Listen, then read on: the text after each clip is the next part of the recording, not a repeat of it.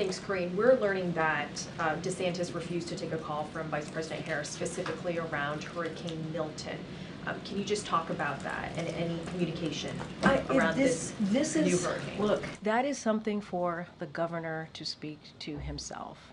If you have the president and you have the vice president reaching out to offer up assistance provided to your constituents, the people who live in your state, to make sure we are doing everything that we need to do from a federal response, and we're reaching out, offering our support, that's for the governor. And the governor, it's up to him if he wants to respond to us or not. But what we're doing is we're working with state and local officials to make sure that we are pre-positioned, to make sure that we are ready to be there for the communities that are going to be impacted.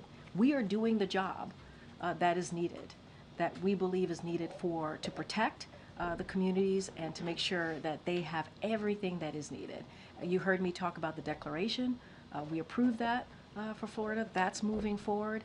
And so we're taking this very, very seriously. That's for the governor to speak to. That is. Trump and some of his Republican allies have been spreading misinformation about the federal response to Hurricane Helene. So what exactly is the White House doing to combat that misinformation? And can you just talk about the impact it's already having on the ground? It's a great question. Combating misinformation and disinformation is always, always critically important. It is. You heard the laydown that I gave at the top. The reason I did that at the top is because we wanted to make clear that things are available to the public, folks who are impacted, and that misinformation, disinformation is indeed dangerous. It gets in the way in what we're trying to do here. It does. And there's been a lot of falsehoods. And let me just fact check a couple of things because it's really important.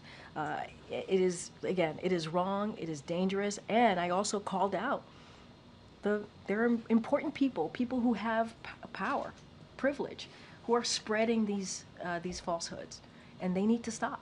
They need to stop doing that.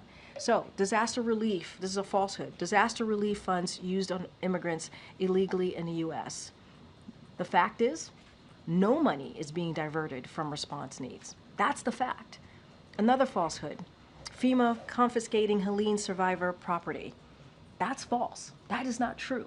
The fact is, FEMA cannot seize your property or land, period.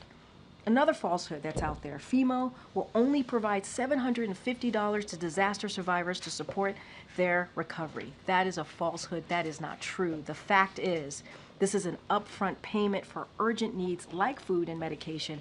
Many survivors will qualify for more assistance. Another falsehood, FEMA, FAA are restricting airspace in North Carolina. That is not true. That's false. The fact is there are no airspace restrictions in North Carolina. So we're going to continue to combat these. It's important to combat them. But people who have a microphone and a podium should not continue to spread this falsehood. It is dangerous. It is incredibly dangerous. Is the administration tracking that, having an impact on the ground in terms of people not seeking the aid they need? Because is that happening? But that's a concern. That is a concern. And